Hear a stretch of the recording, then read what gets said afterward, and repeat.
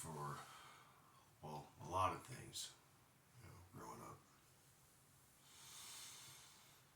Which is kind of weird when I think about it. Spent maybe half my childhood inside of a therapist's office. For this trauma or this disorder or this perceived behavioral problem.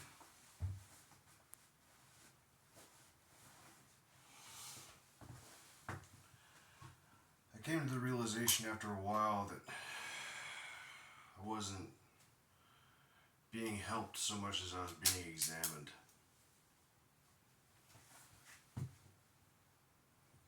So where does that leave me?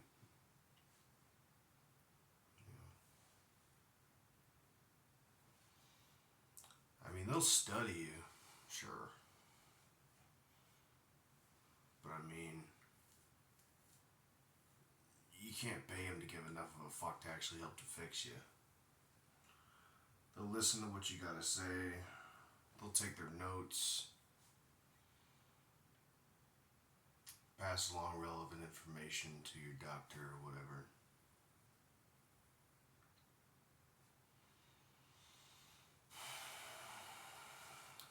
But they're never gonna teach you how to live with the fact that you can't trust your own parents, your siblings, friends.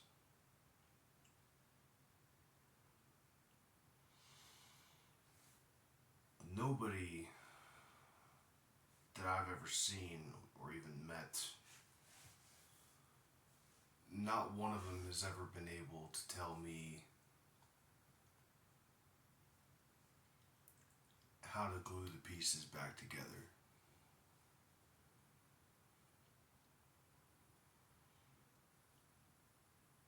So I had to teach myself in my own little way how to break.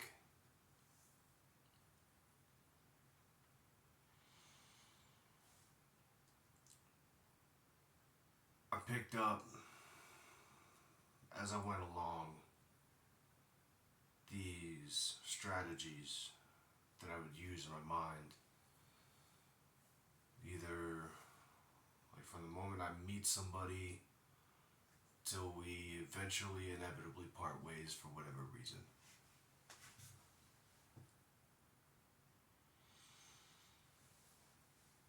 I can't get too attached to anybody anymore. I can't. Like, sure, I can be happy knowing somebody, and I can be glad that somebody's there or somebody's, whatever.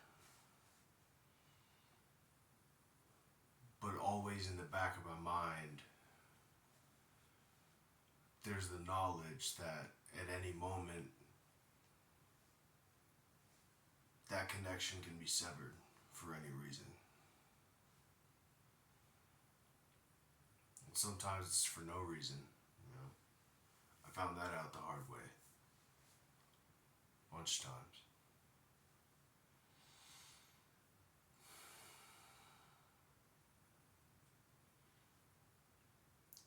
First piece of me that died happened when I was a little kid.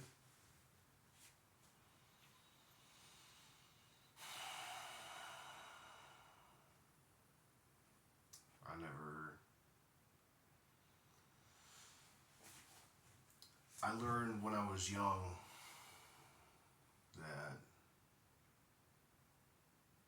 I was not only not the favorite. See, I grew up with 3 kids in the house. Me, my little brother, and my little cousin. She was a female cousin. So I learned very quickly, even though like me and this little girl literally grew up together. She's almost my age, She's just like barely a few months younger, like half a year younger than me or something like that. She's not.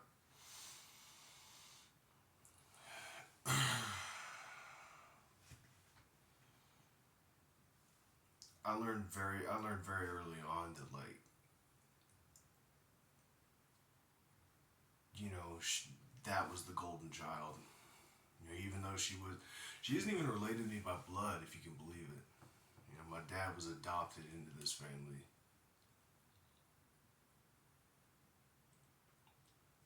I remember getting the absolute shit kicked out of me as a kid for like minor things. I grew up with my grandparents. And at the time, my grandfather, he was he was about as tall as I am now, about 5'10", you know.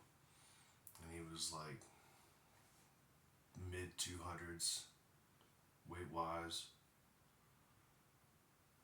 But he had like these thick ass hands, these giant thick fingers. And I learned very well, very early on, that those hands, even with all that arthritis, could pick my ass up from on top of a bunk bed and toss me clear across the room into a wall. I learned very early on that I learned how to lie to the cops about why I was all bruised up. I learned not to expect equal treatment in that house. It was drilled into me, not directly, because they never said it.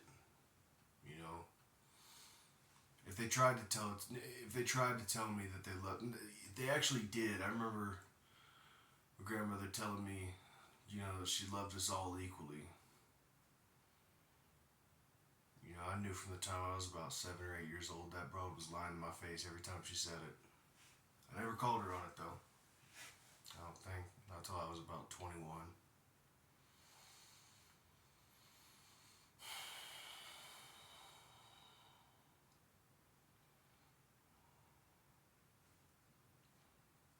I learned that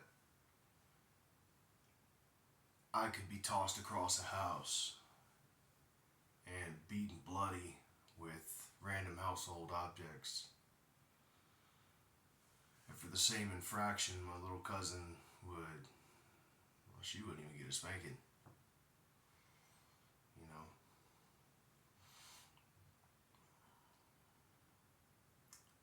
I remember that sick feeling in my gut, watching that little brat scream in my grandmother's face how much she hoped she would die. I remember that. And thinking to myself, like, I couldn't do that. Not that I wanted to. I didn't want my grandma to die. She did eventually. She did anyway eventually, but that's not the point.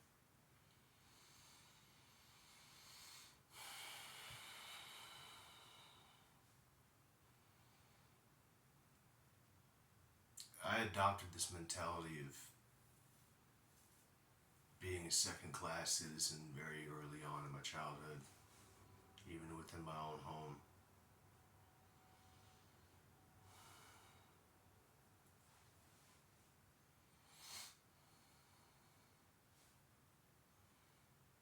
You know, and it seemed like nearly every subsequent trauma in life after that, it just seemed to solidify that for me.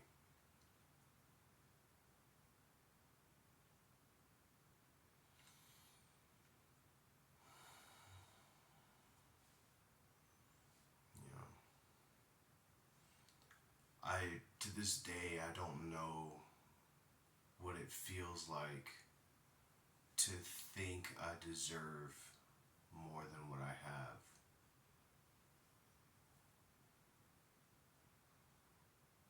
You know, my ambition for better, you know, better than just surviving, that was killed early on, you know.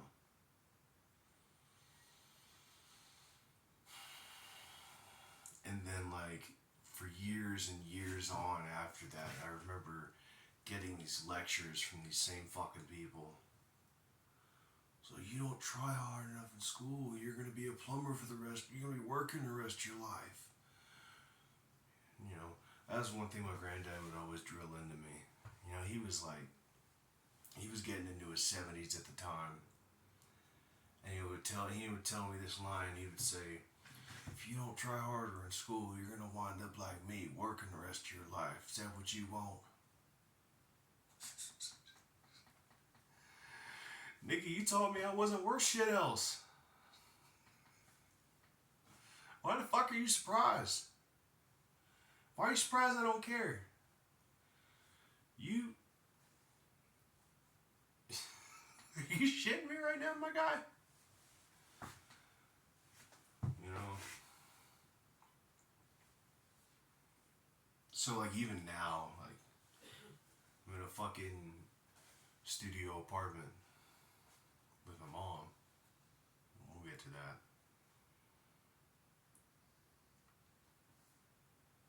And I can't bring myself to really ask anybody for any kind of help. I spent 10 years on the streets, man. 10 fucking years. From age 18 to age 28. Fucking South Carolina all the way to California and back. Just about everywhere in between.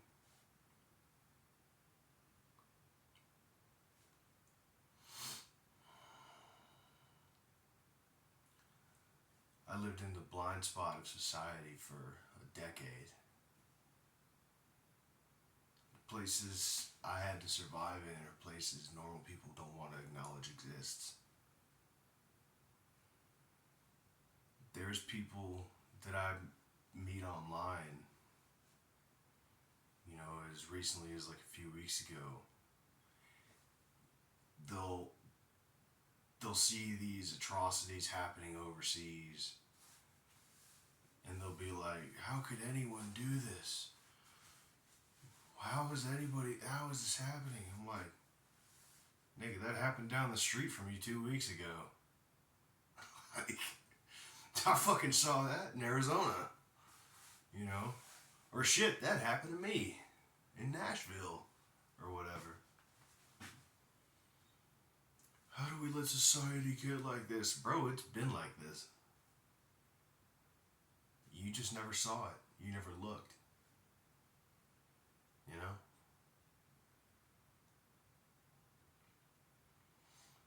I've been shot at. I've had knives pulled on me. I've been robbed. Like, beaten down, had all my shit taken, robbed. Just flat out stolen from while I was sleeping. You know, I learned very early on, is like, most of the time in this world, if you live in the places, in the liminal spaces between society and whatever the fuck that was, that like you're in a literal blind spot, nobody sees you, you don't exist.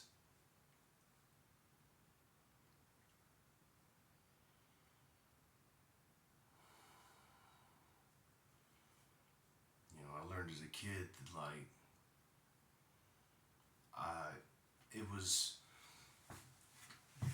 I assume, no, I don't assume,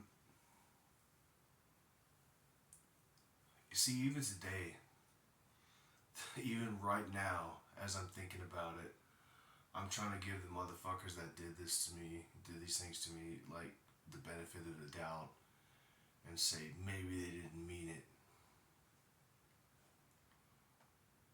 You know, maybe they didn't know what they were doing.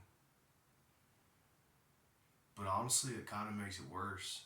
Because it's just like, what the fuck are you doing raising kids to begin with? If you don't know any of this.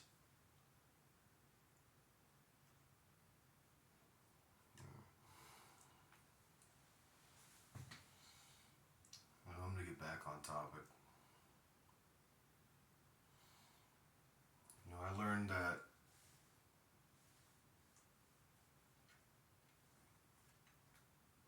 that's when a part of me died, starting off.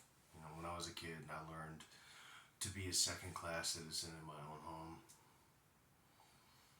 And that mentality carried with me all the way to today. As I'm filming this right now.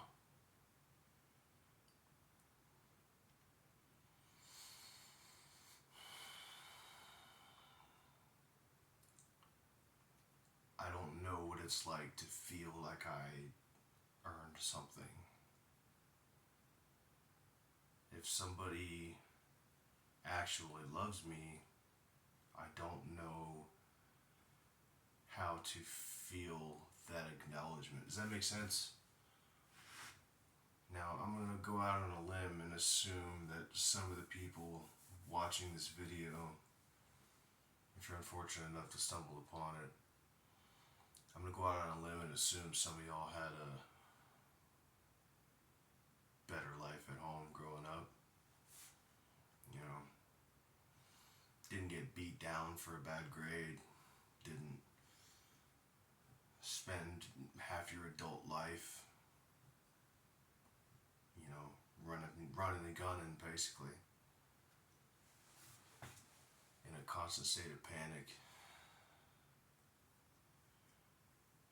wondering if you're going to survive sleeping that night.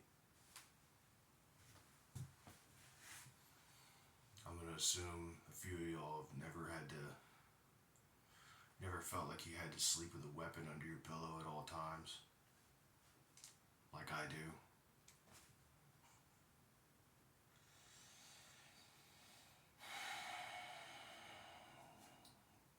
For y'all, I'm sure some of y'all, when you know someone, when someone says they love you and they care about you, I assume like y'all feel something.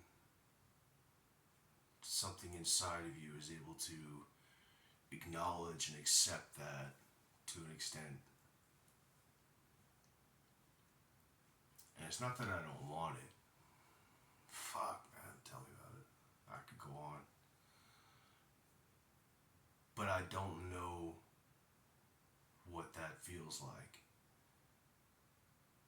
I have no frame of reference from personal experience. I have no idea.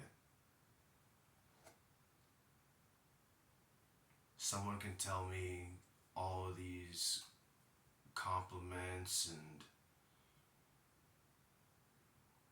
these platitudes, these affirmations till they're blue in the face. I can't feel it. Like, I'll file it away in my head. It's like, okay, this person says they feel this way. That's cool. All right, you know, treat them good. You know, maybe they'll keep treating me good. You know,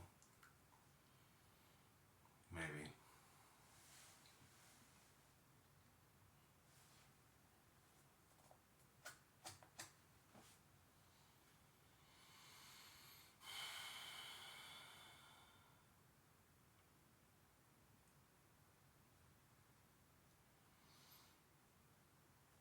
When I was 18, I finally got out of foster care. I'll back it up. I was 14 going into foster care.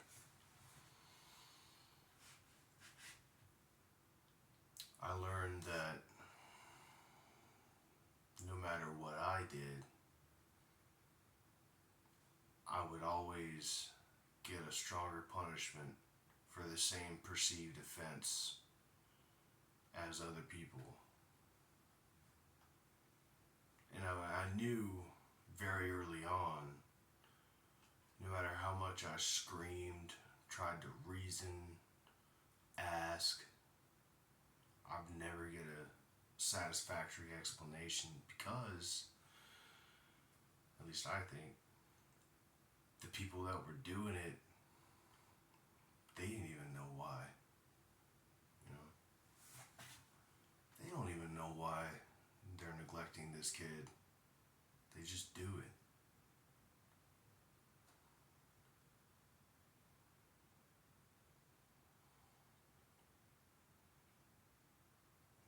kid,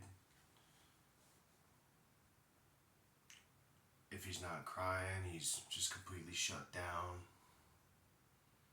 tries to socialize, just gets bullied. But y'all do nothing about that. But you sure as fuck noticed when he started swinging back, didn't you? Made sure to throw the book at him every single time, too.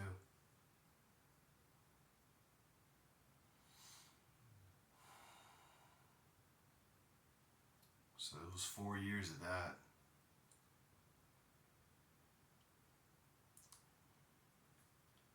And it would just, and I remember I would always, in some way, in some wording or another, I would ask, like, the reasoning behind the unequal treatment.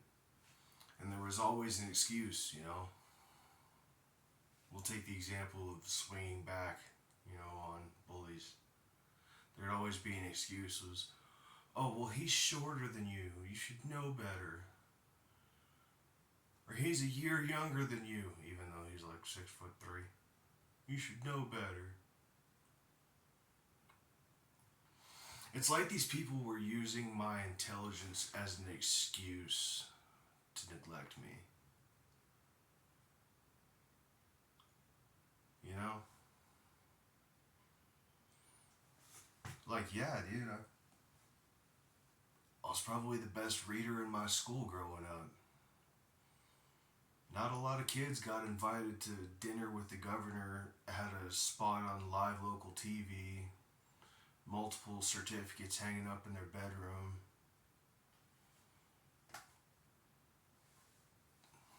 You know. But because he's intelligent, you probably don't need to give as much of a fuck, I guess.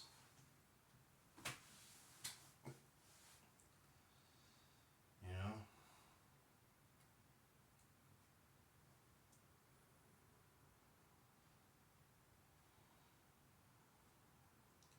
And I got that excuse all through childhood. You should know better. I'm also smart enough to know when I'm being shafted, you know?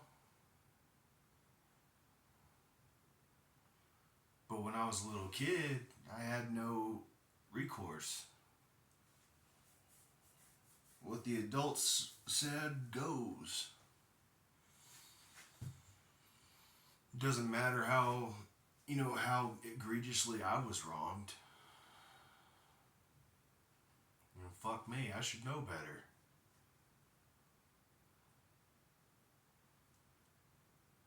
I don't know where that comes from, to be honest. I don't know what it is with people treating intelligent individuals like second-class citizens and then coddling the absolute monsters of society. I don't know where that comes from to this day.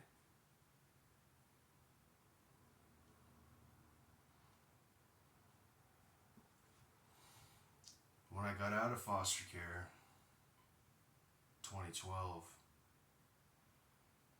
I went, the day before I was set to get out, my dad came and visited me for the first time, and it was the first time I'd seen this motherfucker in years.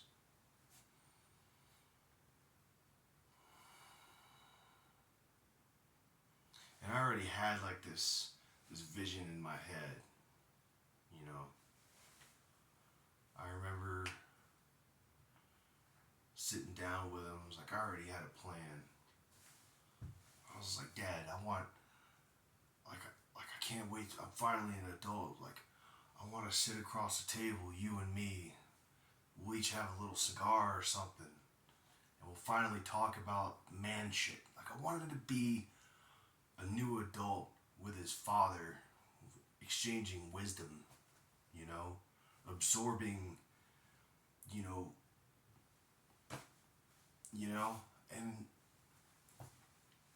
what I got instead, when I got to his house,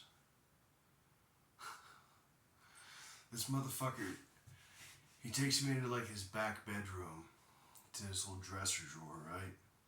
He pulls open the dresser drawer, and then I shit you not, dude. This dresser drawer is like, about 3-4 feet wide, about like a foot deep. It's all porno DVDs, dude. All of it. Just a whole drawer. The drawer underneath that is just all football playing cards. Like, like you had baseball cards growing up. Well, he had football cards 'cause he was a football guy. Nobody told. He wanted those football cards to be his retirement plan. But he never realized, or I guess nobody told him, A, those football cards aren't worth the fuck. I would know. I tried to sell a few of them. And two, even if you do find some football cards that are worth a little bit of money, you don't just take the loose card and throw it in a dresser drawer on top of piles and piles and piles of other dusty, worthless football cards.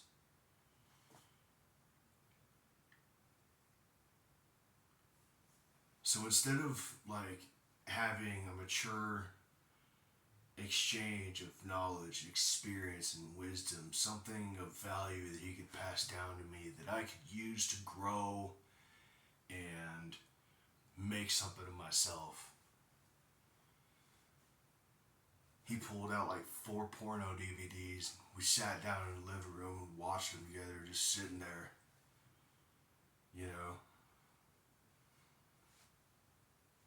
I don't know what the fuck he thought that was supposed to accomplish. It's just, I guess it was like this rebellious idea he had of like, hey, you're 18, you can do that now. Tell you right now, it didn't do me any fucking good.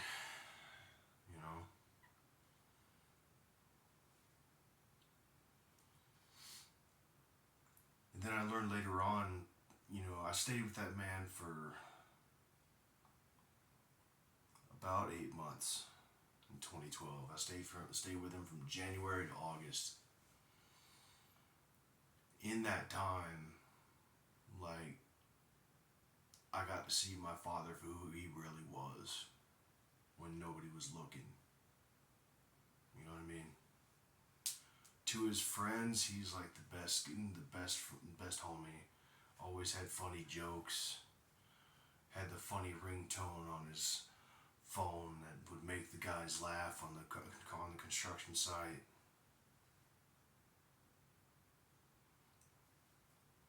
But when he was around me, his flesh and blood, with nobody else around, he wasn't a father. He was a shitty roommate.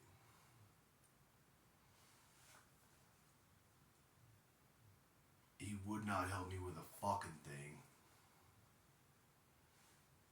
I remember I would go out, I would be outside all day just because I didn't want to being around his ass at the house when he was off work. I didn't want to do nothing with this motherfucker. Like, he wouldn't help me buy food, he wouldn't help me fill out a job application. And I was expected to do all the cleaning in the house. And mind you, this is coming off of 4 years of foster care, not learning any life skills from there either.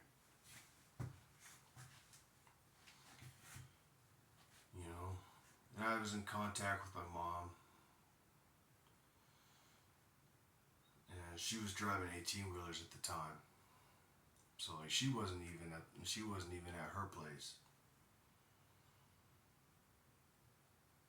But I remember in August of 2012,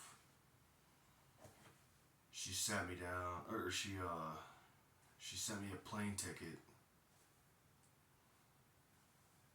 And I remember my dad driving me to the airport. It was like 5 o'clock in the morning. It was like stupid fucking early. I remember it was dark still. This son of a bitch had the audacity to fucking tear up and shit as I'm getting my shit out of the truck, getting ready to walk into this terminal. You know, like he gave a fuck.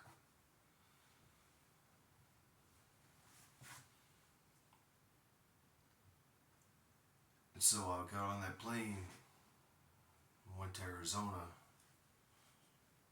I remember when I landed in Phoenix. I landed in Phoenix and that fucking plane door opened, bro. That heat just hit me like a fucking left hook from Tyson, bro. And it never let up. It never let up. This was heat like I had never felt it before. It was 117 degrees when I landed in Phoenix. Like someone opened an oven right in my face. My mom wasn't even there to meet me. Her mom and her sister were there to meet me. And they took me to the house my mom was paying for. And at the time, my mom was dating this broad. I won't say her name because she doesn't deserve it. That bitch does not deserve me to speak her fucking name on this platform.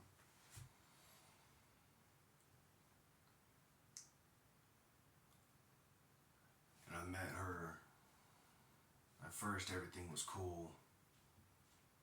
You know, me and her passed a bong back and forth because her son, who was like mid-30s or some shit at the time, her son had a prescription for like medical marijuana, so like she would always get a little bit of his stash, and then we passed the bong back and forth, you know, talking, trying to get to know each other and shit. That was cool for a while.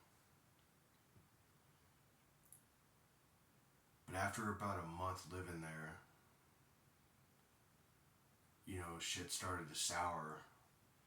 Before my mom even came home off the road, I still hadn't seen my mom in years by this point. And I'm already at her house with this other bitch. And then one day she hits my mom. This bitch just turned shitheel, man. I don't know why. But she straight up called my mom and told her that she was afraid of me. I'm a fucking 18-year-old kid just got out of foster care. What's there to be afraid of? I don't know shit, dude. You know? I go out for walks at night. I smoke cigarettes and I listen to music, watch YouTube on my phone and fucking Roku, whatever. You know what I mean? Like, I'm living like I'm 14 as an 18-year-old because I was never taught how to live as an 18-year-old. That part of your life in your mid to late teens, from 14 to 18, where you transition from adolescence into adulthood, I never got that. I spent all that shit in fucking limbo, in foster care, you know?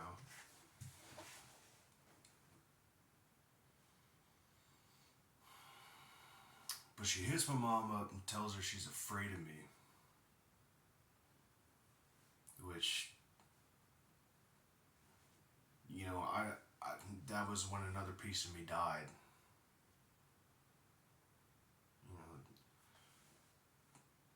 You know, I'm learning more and more that, like, people you're supposed to trust can't trust worth fuck for anything, you know? Can't come to them with your problems, you know, your hurt feelings. They're just gonna use it against you. Your insecurities, it's just ammo. It's just ammo for them, dude. And they use it as ammo. You didn't even know you're at war. You know what I mean?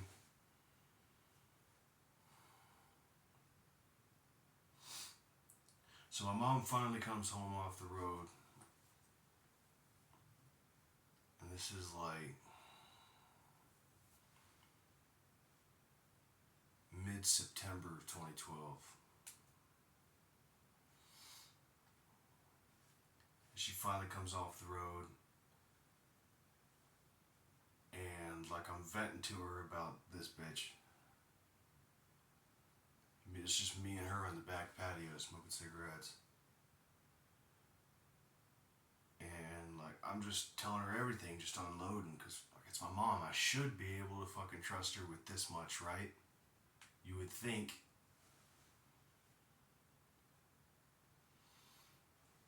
And at some point in the conversation, my mom takes my hand and she looks up at me. She's sitting on a chair and I'm standing because I'm heated. And I remember like her eyes are just like full of tears. And she says, "Please don't make me choose between you and her." And first of all, what the fuck kind of sentence is that? I'm your kid. I should come first no matter what happens. You know? From any parent that knows how to be a fucking parent, like, that should be the first thing.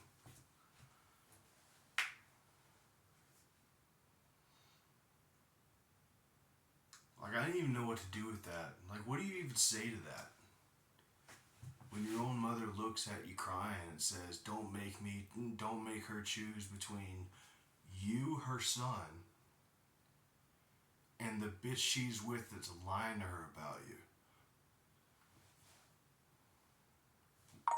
What do you even say to that?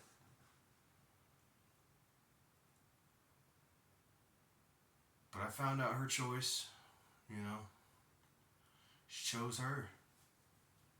Sent me to live with my pedophile older brother in North Phoenix. 17th Avenue, Camelback. Those little shitty apartments there. I finally got a hold of... I'd gotten on food stamps at that point. And I remember being there from like October to early November.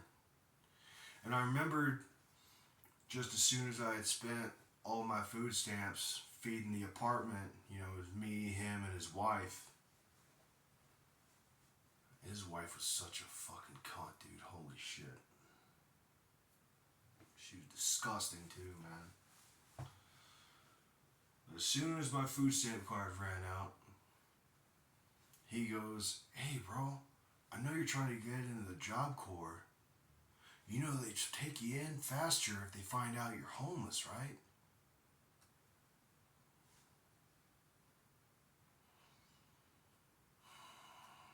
So his solution is to drop my ass off at the shelter in downtown Phoenix. Some of you may know it. It was referred to as CASS, C-A-S-S, Central Arizona Shelter Services, 12th Avenue in Madison.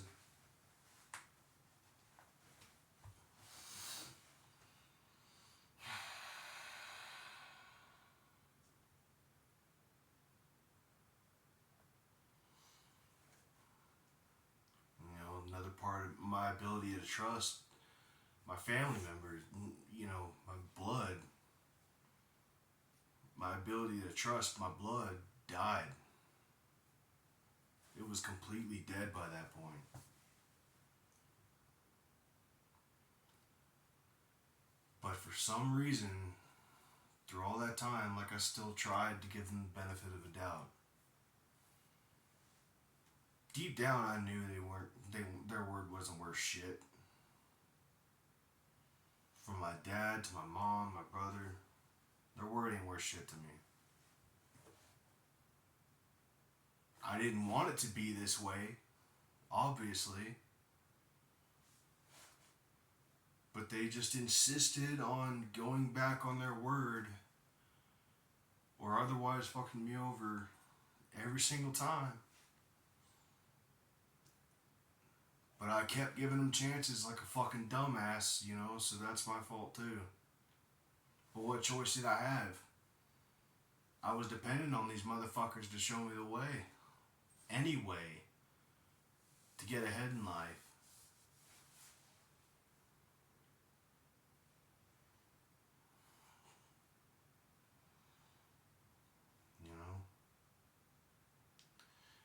right now,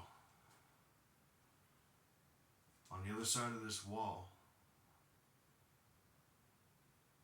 that same mother that gave me up to the streets of Phoenix, Arizona, in favor of a lying bitch, that same mother is asleep on a bed right there with no fucking remorse. It doesn't eat at her every day like it does me. It's all in the past for her.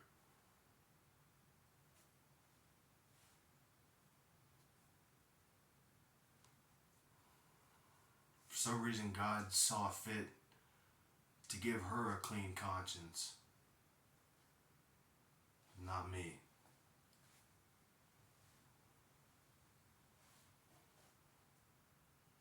She doesn't have to look at someone's face every day, do everything for them, and only be able to see, the damage she did. She doesn't have to be reminded of, how she almost sent her son to die. Threw it in the motherfucking wolves. That doesn't weigh on her conscience at all.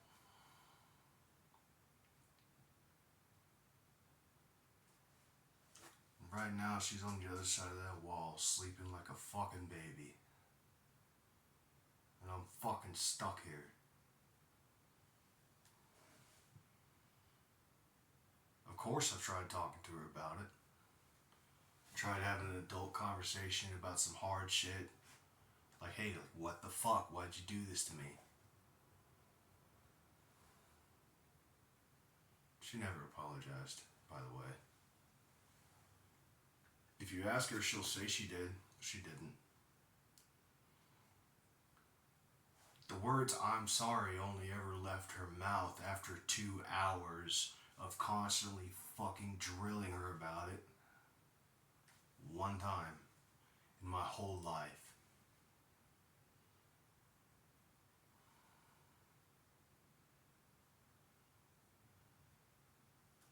And still, every single fucking day, I get up, I do whatever the fuck she asks me to.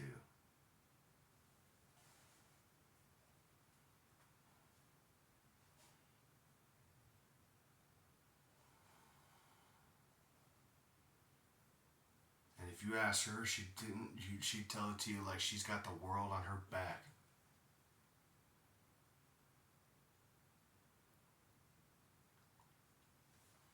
But it doesn't matter.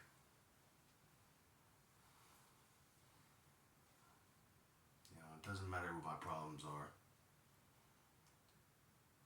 She doesn't want to have the conversation.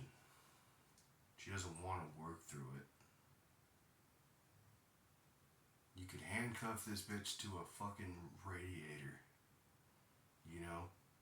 It's like where there's no escape. And no, I'm not going to actually do this for the retards in the audience. No, I'm not actually going to do anything harmful like that. But you could put her in a corner where there's no escape from anything she did. And mentally, she won't go there. Because for her, it's all in the past. Well, good for fucking you. Yippee for fucking you. Must be nice not having a fucking conscience.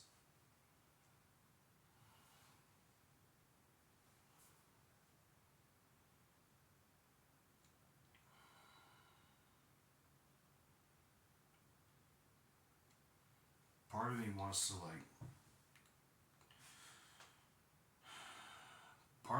to just say my goodbyes and end the video now. And maybe pick this up another time, but part of me wants to keep going.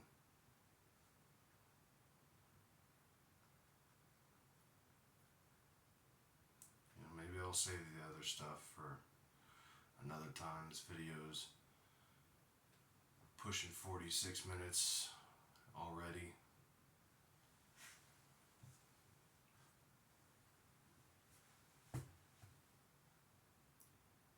So I'm going to do something different this time around.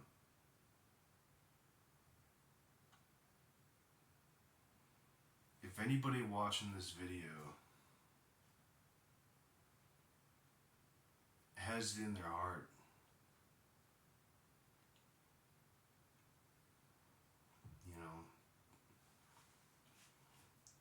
that they want to change somebody's life for the better, but they don't know who to do that for, they don't really have anybody to help.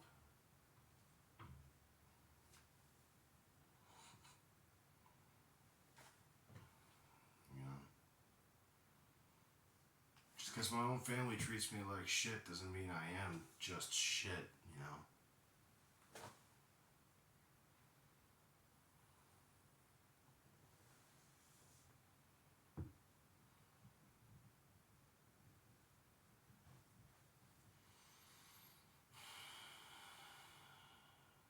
For once, I'm just going to go ahead and ask for help.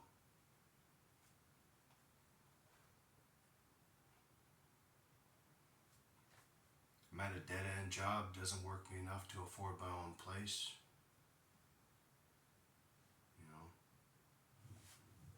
Stuck with a mother that couldn't give a fuck less how she ruined my life.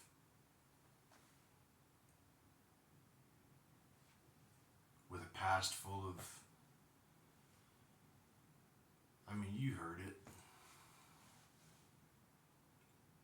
I was never taught whatever the fuck it is some people learn that magically allows them to succeed. Oh, should have went to college. You're like $71,000 in debt, dude. Like, how's that student loan going for you right now? You're barely above water. You're barely keeping your head above water. You sure about that? Yeah, sure. Go to college. All right. Get a better job, nigga. I live in a valley, in the middle of fucking nowhere, in a Mormon town. So, miss me with the conventional bullshit, okay? I've tried it all.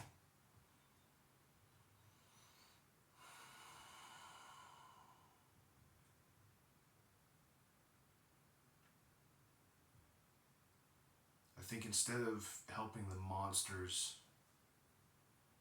making excuses for shitty people, maybe let's set a precedent.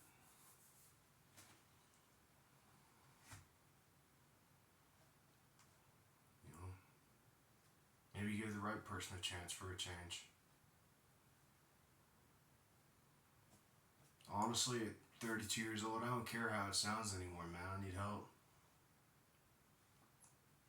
I'm dying a slow fucking death out here, dude. With a smile on my face, because that's all I can do.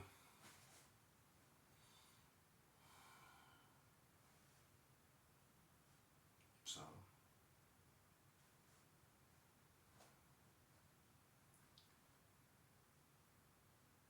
if you're in the position, if you want to make a difference for somebody who actually appreciate it, shit, hit me up.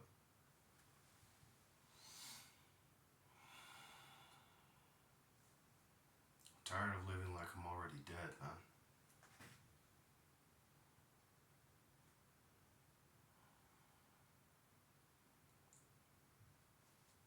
Just want a fucking chance.